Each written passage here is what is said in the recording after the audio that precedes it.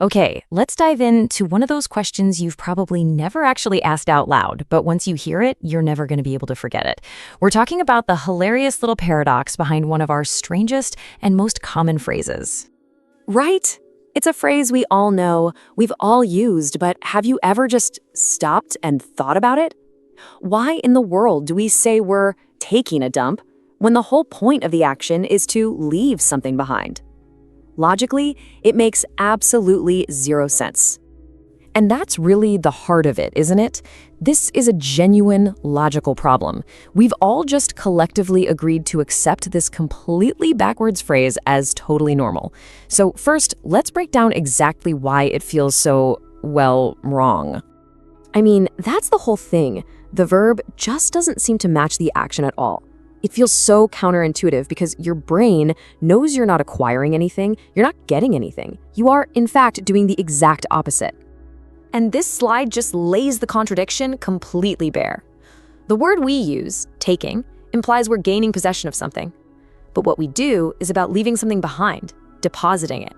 These are fundamentally opposite ideas, and yet, somehow, we've smashed them together into one very, very common phrase. So how on earth did we get here?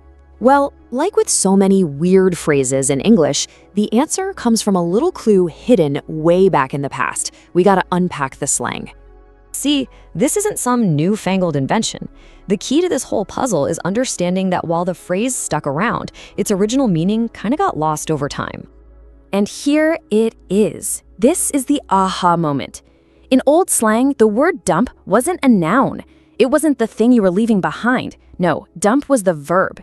It was the name for the act of unloading or dropping something. And that just changes everything, doesn't it? When people said they were taking a dump, they meant they were going to undertake or perform the action that was called a dump. They weren't literally taking anything with them. They were taking on the task itself. Now, you might be thinking this is just a weird one-off thing, but it's actually part of a much bigger pattern in the English language. You know, language is wonderfully weird, and this kind of thing, it's a feature, not a bug. I mean, just think about all the other ways we use the verb to take.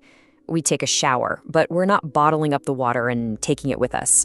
We take a break, but we don't stuff it in our pockets for later.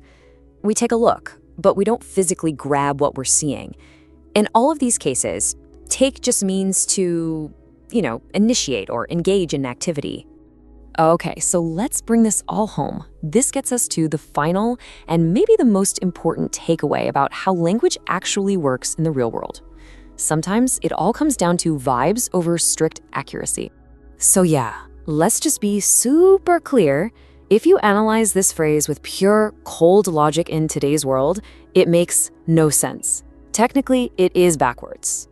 But here's the beautiful truth of it all. Language isn't always about perfect logic. As our source material puts it so perfectly, English decided vibes were more important than accuracy. And that's it. The phrase works. It communicates what you mean quickly and effectively. It just feels right. And at the end of the day, that's what gives a phrase its staying power. And that leaves us with one final thought. Now that you see this pattern, what other totally illogical phrases do you find yourself using every single day without even thinking about it? Because once you start looking, trust me, you'll find them everywhere. Thanks for tuning in.